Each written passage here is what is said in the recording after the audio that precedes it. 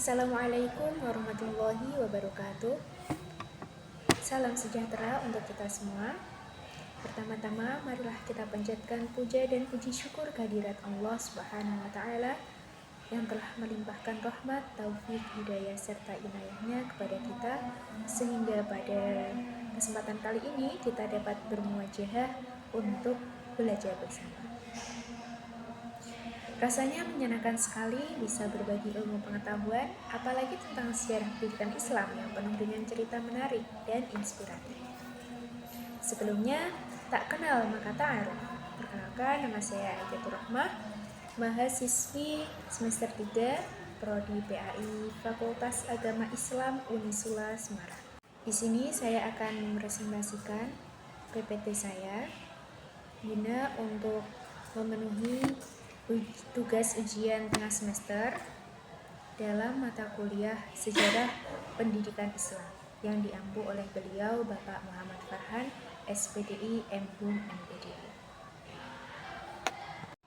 Teman-teman sekalian, mungkin ada yang berpikir bahwa sejarah itu identik dengan hafalan tahun, nama tokoh, atau peristiwa yang terasa jauh dari kehidupan kita sekarang. Tapi sebenarnya, sejarah itu merupakan cermin.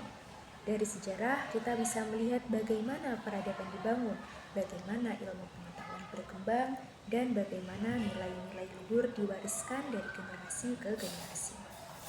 Jadi jangan khawatir, presentasi ini bukan sekedar kumpulan fakta, tapi juga perjalanan yang bisa kita nikmati bersama. Baiklah, judul presentasi saya kali ini adalah Kilau Intelektual Kekhalifahan Abbasiyah. Kenapa disebut kilau? Karena pada masa Abbasiyah, Islam benar-benar bersinar terang, bukan hanya di bidang politik, tapi juga dalam ilmu pengetahuan, budaya, dan pendidikan. Dinasti Abbasiyah dikenal sebagai salah satu periode keemasan dalam sejarah Islam. Bayangkan, Baghdad pada masa itu menjadi pusat dunia, tempat berkumpulnya para ilmuwan, filsuf, seniman, bahkan pedagang dari berbagai bangsa. Seperti sebuah universitas raksasa yang terbuka untuk siapa saja yang haus akan ilmu. Mengapa Abbasiyah penting untuk kita pelajari? Karena mereka bukan hanya berkuasa secara politik, tetapi juga berhasil menjadikan ilmu pengetahuan sebagai fondasi peradaban, yang melahirkan banyak tokoh-tokoh besar yang namanya masih kita kenal hingga sekarang. Baiklah, sebelum itu mari kita ke latar belakang dinasti Abbasiyah. Kekhalifahan Bani Abbasiyah atau sering disebut dinasti Abbasiyah merupakan salah satu era paling gemilang dalam sejarah peradaban Islam. Didirikan pada tahun 750 Masehi setelah merebut kekuasaan dari dinasti Umayyah melalui revolusi Abbasiyah. Dinasti ini berkuasa hingga 1258 Masehi ketika Baghdad jatuh ke tangan Mongol.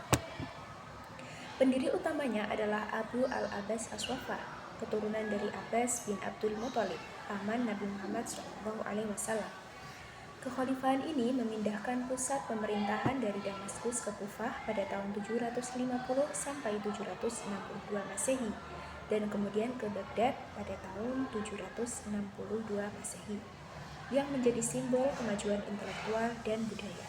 Berbeda dengan Umayyah yang lebih berorientasi Arab, Abbasiyah bersifat internasional, mengintegrasikan pengaruh Persia, Romawi Timur, dan Mesir, sehingga membuka pintu bagi asimilasi ilmu pengetahuan global. Nah, baiklah, dalam presentasi kali ini saya akan mengajak teman-teman menelusuri 3 hal utama.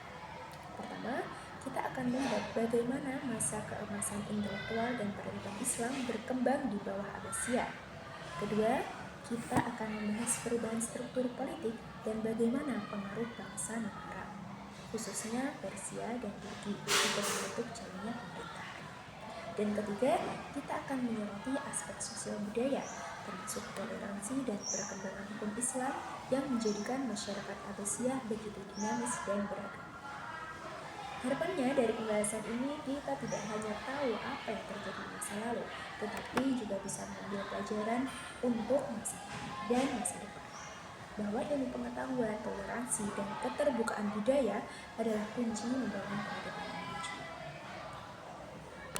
Oke, teman-teman sekalian, mari kita masuk ke pembahasan pertama, yaitu masa keemasan intelektual dan peradaban dinasti Abbasiyah atau yang sering disebut dengan The Golden Age of Islam. Dinasti Abbasiyah, terutama pada masa Khalifah Harun al-Rasyid dan Al-Ma'mun, dikenal sebagai periode paling gemilang dalam sejarah Islam. Pada masa inilah peradaban Islam benar-benar bersinar, bukan hanya di bidang politik, tetapi juga dalam ilmu pengetahuan, seni, dan filsafat. Baghdad yang didirikan oleh Khalifah Al-Mansur menjadi pusat dunia pada masa itu. Kota ini bukan sekedar ibu kota, tetapi simbol kejayaan peradaban.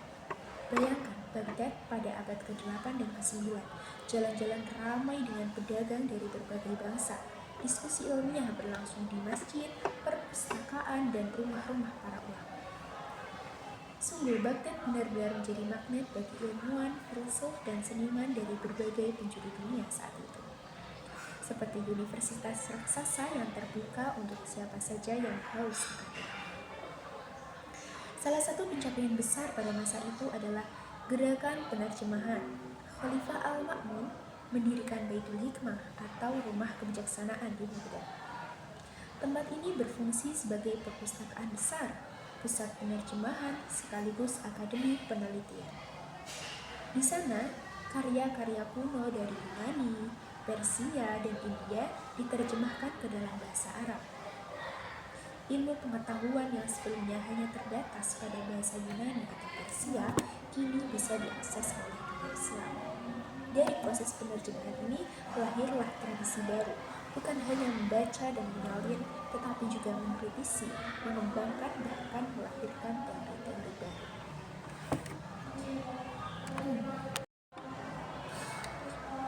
Gerakan penerjemahan ini menjadi fondasi bagi lahirnya ilmuwan besar, misalnya Al-Khwarizmi, tokoh matematika yang mengembangkan aljabar.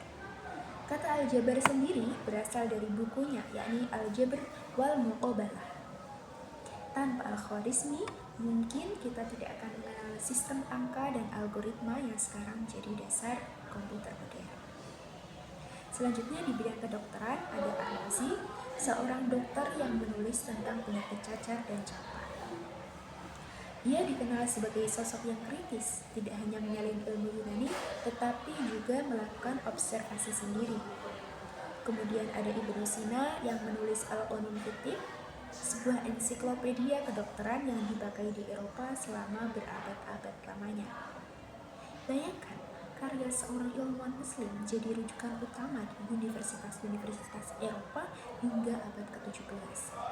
Itu menunjukkan betapa luasnya pengaruh ilmu Abbasiyah.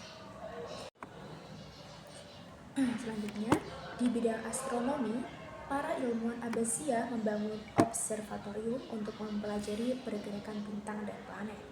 Ilmu falak berkembang sangat pesat, bukan hanya untuk kepentingan ibadah seperti menentukan arah kiblat dan waktu sholat, tetapi juga untuk kepentingan ilmiah. Mereka menghitung lintasan planet, mengkritisi teori Ptolemeus, dan membuka jalan bagi astronomi modern. Dalam filsafat, kita mengenal Al-Kindi dan Al-Farabi. Al-Kindi disebut sebagai filsuf Arab pertama yang berusaha menggabungkan filsafat Yunani dengan ajaran Islam. Sementara Al-Farabi dikenal sebagai guru kedua setelah Aristoteles karena pemikirannya bertemu dalam tentang logika, etika, dan politik. Mereka menunjukkan bahwa Islam bukan agama yang anti filsafat, tetapi justru mendorong dialog antara makhluk dan akal. Semua pencapaian ini menunjukkan bahwa dinasti Abbasiyah bukan hanya berkuasa secara politik, tetapi juga menjadi mercusuar ilmu pengetahuan dunia. Baghdad saat itu bisa kita ibaratkan sebagai Silicon Valley pada masa kini, karena bentuk menjadi pusat inovasi, riset, dan ide-ide baru. Bedanya, Abbasiyah melakukannya lebih dari 1000 tahun yang lalu dengan semangat keterbukaan dan toleransi. Lalu, apa pelajaran yang bisa kita ambil dari masa keemasan ini? Pertama, ilmu pengetahuan berkembang karena adanya dukungan dari penguasa.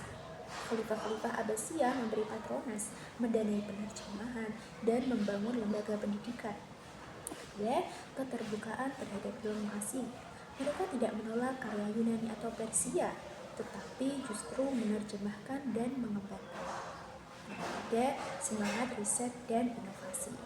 Ilmuwan Abbasiyah tidak puas dengan hanya menyalin, tapi berani mengkritisi dan menciptakan hal baru. Jadi, masa keemasan Abbasiyah adalah bukti bahwa peradaban Islam pernah menjadi pusat dunia. Ilmu pengetahuan, filsafat, dan seni berkembang begitu pesat, memberi kontribusi besar bagi peradaban manusia. Dan yang lebih penting, semangat itu bisa kita teladani sekarang. Ini semangat belajar, semangat terbuka terhadap ilmu, dan semangat inovasi. Baiklah, selanjutnya, kalau tadi kita sudah melihat bagaimana dinasti Abbasiyah mencapai masa keemasan dalam bidang ilmu pengetahuan, sekarang kita akan membahas sisi lain yang tidak kalah penting, yaitu perubahan struktur politik dan pemerintahan. Kenapa begitu penting? Karena politik adalah fondasi yang menentukan arah peradaban. Ilmu bisa berkembang, budaya bisa maju, tapi kalau politik rapuh, semuanya bisa runtuh. Nah, berbeda dengan dinasti Umayyah yang sangat didominasi oleh bangsa Arab, Abbasiyah justru membawa warna baru. Mereka tampil lebih inklusif, lebih terbuka, dan memberi ruang besar bagi bangsa non-Arab, terutama Persia. Coba bayangkan, orang-orang Persia yang dulu di masa Umayyah sering dianggap sebagai kelas 2, tiba-tiba di era Abbasiyah justru menjadi pilar utama pemerintahan. Apa dampaknya? Tentu saja pengaruh Persia sangat kuat, terutama dalam bidang administrasi. Contohnya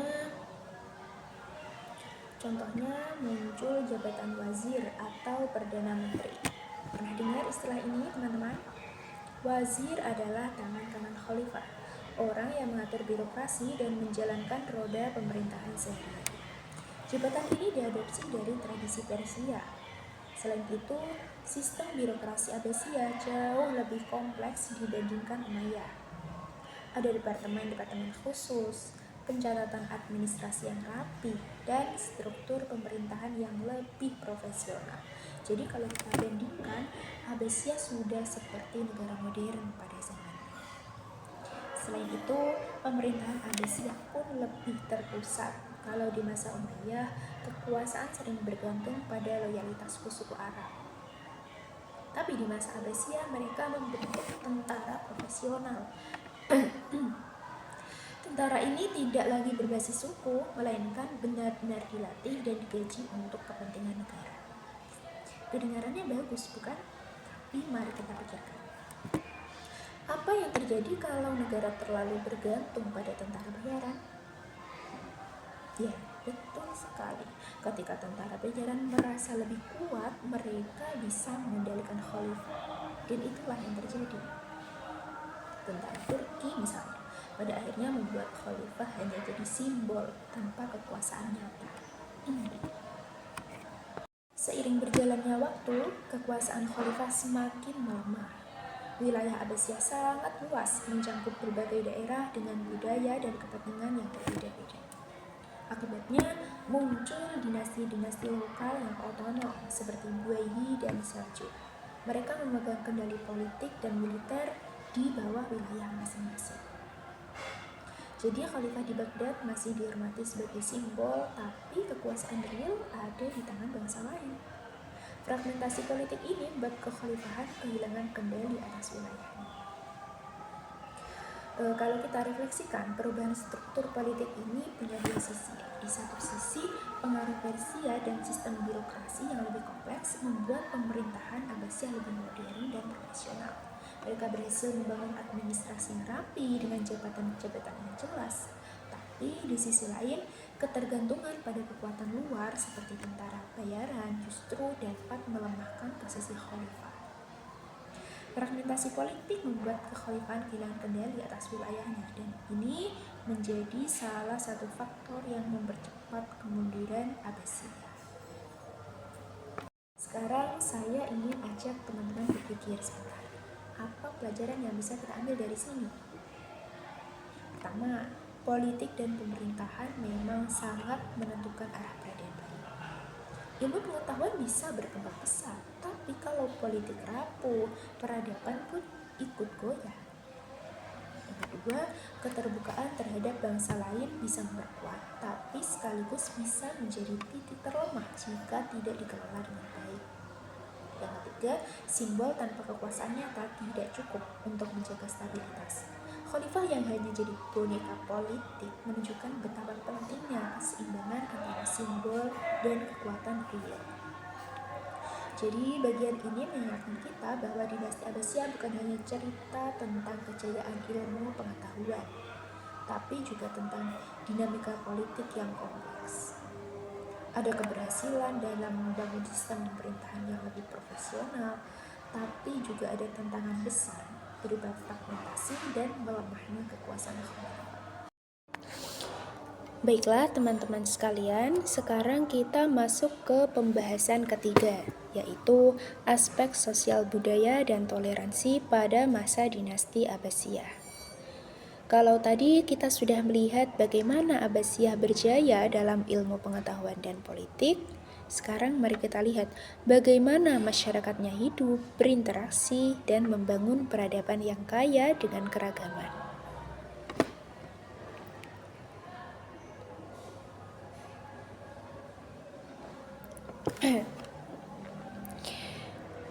Baghdad pada masa itu, kota ini bukan hanya pusat pemerintahan, tapi juga pusat pertemuan budaya. Orang Arab, Persia, Turki, India, bahkan bangsa-bangsa dari Eropa dan Cina, semuanya bertemu di Baghdad. Seperti apa suasananya? Bayangkan sebuah kota kosmopolitan, di mana bahasa, pakaian, makanan, dan seni bercampur menjadi satu. Inilah yang disebut asimilasi budaya. Bangsa Persia misalnya, memberi kontribusi besar dalam seni, sastra, dan arsitektur.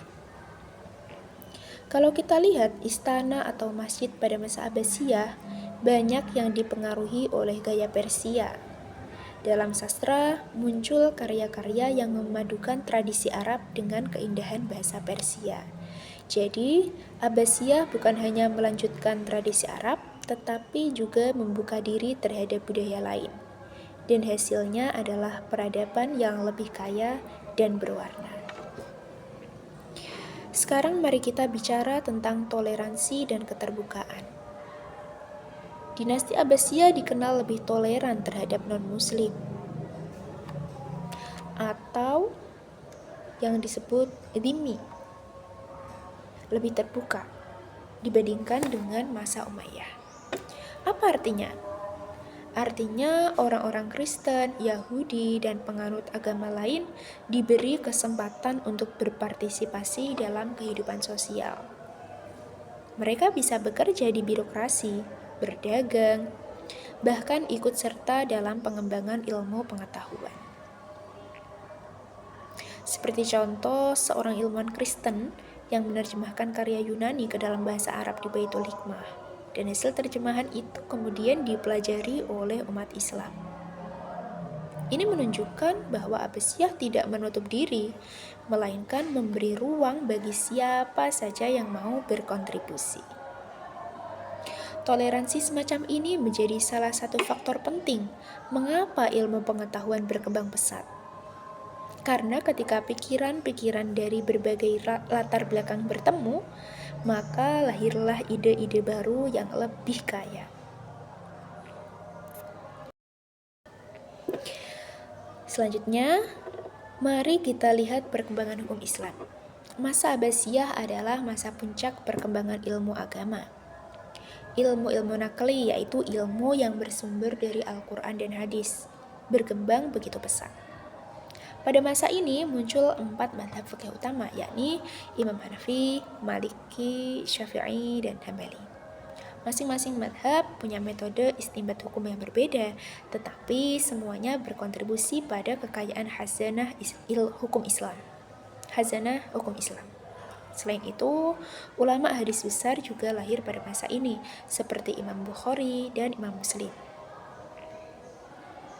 Bayangkan perjuangan mereka berkeliling ke berbagai kota untuk mengumpulkan hadis, memeriksa sanad, dan memastikan keaslian riwayat. Masya Allah. Karena karya mereka seperti Sahih Bukhari dan Sahih Muslim bahkan menjadi rujukan utama hingga sekarang. Jadi masa Abbasiyah bukan hanya masa keemasan ilmu umum, tetapi juga masa keemasan ilmu agama yang membentuk fondasi bagi praktik keagamaan umat Islam hingga hari ini. Selanjutnya sekarang kita bahas kemakmuran ekonomi. Perekonomian Abbasiyah sangat makmur, didorong oleh perdagangan yang luas. Baghdad menjadi pusat jalur perdagangan internasional yang menghubungkan antara timur dan barat. Barang-barang dari Cina, India, dan Eropa bertemu di pasar-pasar Baghdad. Bayangkan suasana pasar yang ramai dengan pedagang dari berbagai bangsa. Mereka menawarkan sutra, rempah-rempah, keramik, perhiasan, seperti itu ya. Selain perdagangan, pertanian di sana juga berkembang sangat pesat dengan sistem irigasi yang lebih maju. Kemakmuran ini meningkatkan taraf hidup masyarakat dan yang lebih penting, membiayai kegiatan intelektual. Perpustakaan, observatorium, dan lembaga pendidikan pun bisa berdiri karena ada dana yang cukup dari pajak dan perdagangan. Jadi, ekonomi yang kuat menjadi tulang punggung bagi perkembangan ilmu pengetahuan dan budaya. Nah, kalau kita rangkum yang ketiga ini ya, aspek sosial budaya dan toleransi pada masa Abbasiyah menunjukkan bahwa peradaban besar lahir dari keterbukaan. Asimilasi budaya membuat peradaban Islam lebih kaya. Toleransi terhadap non-muslim pun membuka pintu bagi kontribusi dari berbagai pihak. Perkembangan hukum Islam menunjukkan kedalaman intelektual umat dan kemakmuran ekonomi menjadi fondasi bagi semua itu. Dengan kata lain, Abbasiyah berhasil membangun masyarakat yang multikultural, toleran, dan sejahtera, sehingga peradaban mereka bisa bertahan lama dan memberi pengaruh yang besar bagi dunia. Nah, sekarang saya ingin ajak teman-teman untuk refleksi sebentar. Coba bayangkan, kalau Abbasiyah tidak terbuka terhadap budaya lain. Bayangkan kalau mereka menolak karya Yunani atau menutup pintu bagi ilmuwan non-muslim. Apakah kita akan mengenal aljabar, kedokteran modern, atau filsafat Islam seperti sekarang? Mungkin tidak. Artinya, keterbukaan adalah kunci utama. Dan pelajaran ini relevan untuk kita hari ini. Ketika kita mau menerima perbedaan, maka kita akan lebih kaya secara budaya dan ilmu pengetahuan. Dan ketika ekonomi kuat, maka pendidikan dan penelitian pun bisa berkembang. Dan ketika hukum agama berkembang dengan baik, maka masyarakat pun punya pedoman yang jelas untuk hidup bersama. Jadi aspek sosial budaya dan toleransi ini adalah bagian penting dari kilau intelektual dinasti Abbasiyah yang melengkapi gambaran kita tentang bagaimana sebuah peradaban bisa mencapai puncak kejayaan dan sekaligus memberi inspirasi bagi kita hari ini bahwa ilmu, toleransi, dan kemakmuran adalah kunci untuk membangun masyarakat yang maju. Baiklah teman-teman sekalian, setelah kita menelusuri perjalanan panjang dinasti Abbasiyah, mulai dari masa keemasan intelektual, perubahan struktur politik, hingga aspek sosial budaya dan toleransi, apa kesimpulannya? Mari kita simpulkan bersama apa yang membuat Abbasiyah begitu menonjol dalam sejarah Islam. Tentunya ada 3 poin utama. Yang pertama, masa keemasan intelektual yang luar biasa. Bayangkan, berdirinya Baitul Hikmah di Baghdad menjadi simbol semangat belajar dan riset. Gerakan penerjemahan membuka pintu bagi ilmu pengetahuan dunia, dan dari sanalah lahir tokoh-tokoh besar seperti Al-Khwarizmi dalam matematika dan Ar-Razi dalam kedokteran. Ilmu pengetahuan berkembang sangat pesat yang menjadikan Baghdad sebagai pusat peradaban dunia. Yang kedua, perubahan struktur politik. Abbasiyah menggantikan dominasi Arab dengan pengaruh Persia yang kuat. Adopsi jabatan wazir dan birokrasi yang lebih kompleks menunjukkan profesionalisme pemerintahan. Namun, kita juga melihat sisi lemahnya, yakni fragmentasi politik dan dominasi militer oleh dinasti lokal seperti Seljuk. Ini menjadi pelajaran bahwa politik yang rapuh itu bisa melemahkan peradaban, meskipun ilmu pengetahuannya sedang maju. Lalu yang ketiga, aspek sosial budaya yang maju dan berkembang. Yang berkembang maju. Asimilasi budaya membuat peradaban Islam semakin kaya. Toleransi terhadap non-muslim membuka ruang bagi kontribusi dari berbagai pihak. Kemakmuran ekonomi mendukung perkembangan ilmu dan meningkatkan taraf hidup dan masyarakat. Dan jangan lupa, masa ini juga menjadi puncak perkembangan hukum Islam dengan lahirnya 4 madzhab fikih utama serta ulama hadis besar seperti Imam Bukhari dan Imam Muslim. Nah, apa saran yang bisa kita ambil untuk masa kini dan masa depan? Dengan mempelajari sejarah Abbasiyah, kita diingatkan bahwa semangat inklusif dan inovasi adalah kunci utama. Dalam dunia modern, kita harus membangun masyarakat yang menghargai keberagaman, tahan terhadap konflik internal, dan adaptif terhadap tantangan global. Kalau Abbasiyah bisa menjadi pusat dunia karena keterbukaan dan semangat belajar, maka kita pun bisa meneladani itu untuk membangun pendidikan dan peradaban yang lebih maju. Jangan sampai kita mengulang kemunduran yang sama, tetapi mari kita maksimalkan warisan intelektual Islam untuk kemajuan ilmu pengetahuan dan peradaban kontemporer. Jadi dinasti Abbasiyah bukan hanya cerita masa lalu, tetapi juga cermin untuk masa depan. Semoga presentasi kali ini dapat memberi inspirasi bagi kita semua untuk menjunjung tinggi ilmu, toleransi, dan keterbukaan dalam kehidupan sehari-hari. Baiklah, saya kira cukup sekian yang dapat saya sampaikan dari presentasi kali ini. Kurang lebihnya saya mohon maaf yang sebesar-besarnya.